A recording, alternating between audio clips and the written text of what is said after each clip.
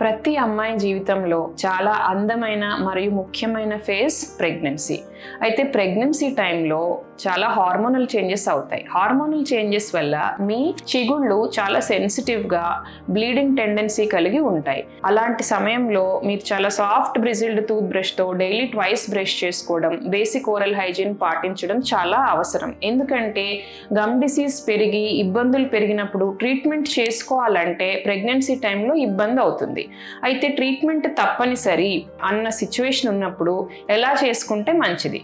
First ట్రైమిస్టర్లో organs అన్ని form అయ్యే time కాబట్టి ఆ టైంలో maximum elective dental procedures like scaling కానీ ఎనీథింగ్ ప్రొసీజర్ని అవాయిడ్ చేయడం బెటర్. ఎమర్జెన్సీ డెంటల్ ట్రీట్మెంట్ అంటే చీమ్ ఉంది, పంటి నొప్పి అసలు తగ్గడం లేదు, ఇన్ఫెక్షన్ వచ్చింది అంటే తప్పని పరిస్థితులలో మీ గైనకాలజిస్ట్ క్లియరెన్స్ తీసుకొని ఒక డెంటిస్ట్ దగ్గర మీరు ట్రీట్మెంట్ చేసుకోవచ్చు. Second trimester is the best time to undergo treatment, any dental treatment, elective కానీ ఎమర్జెన్సీ కానీ అది కొంచెం సేఫ్ పీరియడ్. అండ్ థర్డ్ ట్రైమిస్టర్లో ఎర్లీగా చేసుకుంటే మంచిది.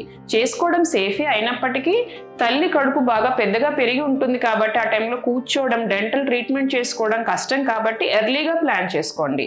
ఎమర్జెన్సీ ట్రీట్మెంట్ కానీ ఎలెక్టివ్ ట్రీట్మెంట్ కానీ ఏదైనా చేసుకోవచ్చు అండర్ యువర్ గైనకాలజిస్ట్ క్లియరెన్స్.